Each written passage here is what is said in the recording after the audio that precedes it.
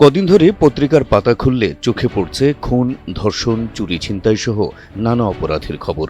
এদিকে হাসপাতালগুলোতে বাড়ছে হামে আক্রান্ত শিশুর সংখ্যা। গড়ে প্রতিদিন মৃত্যুর কোলে ঢলে পড়ছে 7 জন শিশু।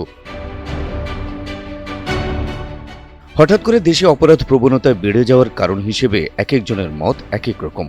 তবে আপনার কাছে এর উত্তর যেটি হোক না কেন, বাংলাদেশ জামায়াতে ইসলামীর সেক্রেটারি জেনারেল মিয়া গোলাম পরোয়ারের মতে এর জন্য দায়ী বিএনপি সরকারের উপর আল্লাহর অসন্তুষ্টি। জামায়াতের সেক্রেটারি জেনারেলের মতে বিএনপি সরকার জনগণকে দেওয়া প্রথম প্রতিশ্রুতি ভঙ্গ করায় আল্লাহ সরকারের প্রতি অসন্তুষ্ট হয়েছেন, আর এজন্যই দেশে এত রোগবালাই সহ নানা অপরাধ সংঘটিত হচ্ছে।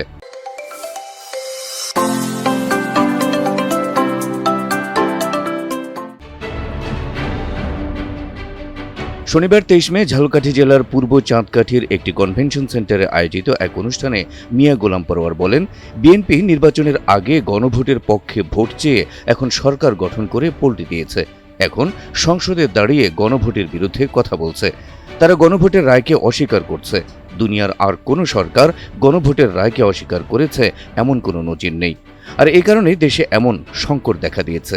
গণভোটের 70% রায়কে বাতিল করে দিয়ে আপনারা পার্লামেন্টে মেজরিটি আছেন বলে সেই ক্ষমতার জোরে সব আইন বদলায় নিজেদের মতো করে রক্ত ঝরানো জুলাই সনদকে আবার সেই ফ্যাসিবাদী শাসনের দিকে নিয়ে যাবেন।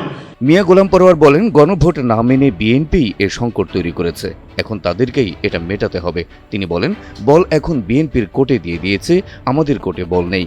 বিএনপিকে এখন ভালোভাবে খেলতে হবে। সামনে বল না দিয়ে যদি ব্যাকপাস করেন তাহলে বল কিন্তু নিজের গোলে ঢুকে যাবে। এ সময় ক্ষমতাসীন দল বিএনপি এখন লুটপাটে ব্যস্ত, রাষ্ট্রের দিকে তাদের খেয়াল নেই বলেও মন্তব্য করেন তিনি। এদিকে বিএনপি সরকারের উপর আল্লাহর অসন্তুষ্টির কারণেই দেশে এত সংকট হচ্ছে। গোলাম পরোয়ারের এমন মন্তব্যে মিশ্র প্রতিক্রিয়ায় মেতেছে নেট দুনিয়া। কিছু নেটিজেন তার এমন বক্তব্যে সায় দিলেও বেশিরভাগ নেটিজেন তার এমন বক্তব্যের বিরোধিতা করে নানা তির্যক মন্তব্য করছেন। কেউ কেউ এমন বক্তব্যকে তুলনা করছেন ইসলাম অবমাননার সঙ্গেও।